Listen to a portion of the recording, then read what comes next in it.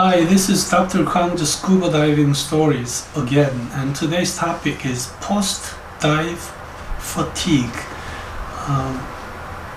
It is quite natural that we feel tired after 2-3 dives, but let's say we made one dive and after surfacing and getting out of water, we feel very tired and we cannot explain, why am I this tired?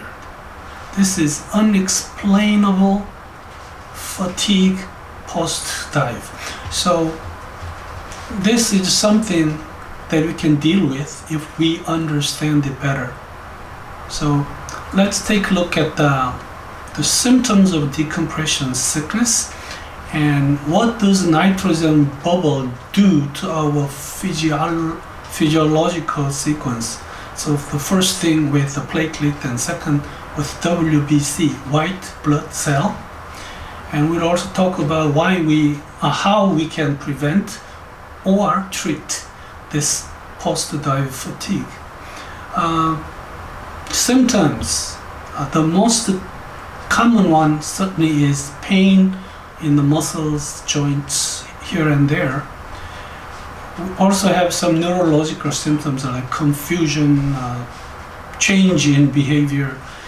Also there is this fatigue, one of the very commonly seen symptoms as well. So how come that we have this post-dive fatigue? So let's see, what does nitrogen bubble do after dive? Bubbles, nitrogen bubble, it's air bubble. Platelets, the function of platelets are coagulation of blood when they meet air. So let's say we have bleeding on the skin and it's bleeding and it coagulates because platelets meet with air and they begin to coagulate. Bubbles in our bloodstream, bubbles in our circulation is air. So the platelet in the circulation will meet with bubbles and then the platelet begin to do coagulation function.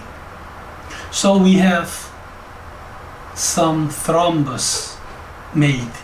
So let's say if it is a very small microbubble, we'll have a very small microthrombus. These will be detoxified through or at the liver, which means your liver has to work a lot more and harder than usual. That make the very important reason of fatigue.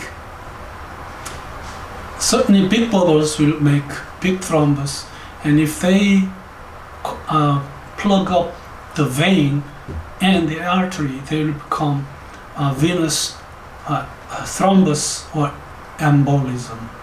Arterial thrombus, if they are plugged, become arterial embolism. What other thing nitrogen bubble do? Let's say we have nitrogen bubbles, micro bubbles in our circulation. Now in the blood is white blood cells. What does white blood cell does? It's immunity, and it fights against the infection and fights against the foreign body. Now the bubbles play the role of a foreign body because bubbles does not exist in our circulation. It should never exist in our circulation. But after dive, there will be bubbles. And then the white blood cells will attack them and try to eliminate them from the circulation. When you have cold or when you have infection, you are usually very tired, you have a fever, because white blood cell fights against them, and that will make you very tired. The same thing happens with bubbles. So white blood cell is focused on something that the cells really didn't have to, and that make people, divers, very, very tired. These two things are the most important part of the reasons of the post-dive fatigue. So how do we prevent? We have to reduce the amount of post-off bubbles. How we do that? We have to stay far away from decompression limit. Make a safe dive. And if we can, if we use nitrogen, that means we reduce the amount of nitrogen that we breathe in. Thus, there will be much less nitrogen after dive. Also, nitrogen means we have more oxygen, which helps elimination of nitrogen bubble after dive, even during dive. So this is a very important thing.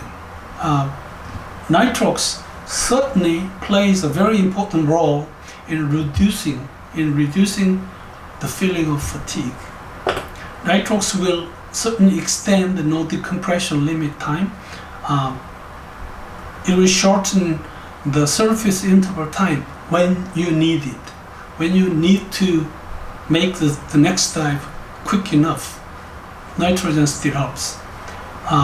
Apparent reduction in the feeling of fatigue. If you did not prevent it, if you feel that fatigue, the first thing you can think of is breathing 100% oxygen at the surface. This helps relieving the nitrogen very fast. Chamber sounds good, but a symptom like this, feeling tired, this can usually be taken care of by simply inhaling oxygen. Also, if we drink a lot of water, that will help. And take a very good rest, listening to music.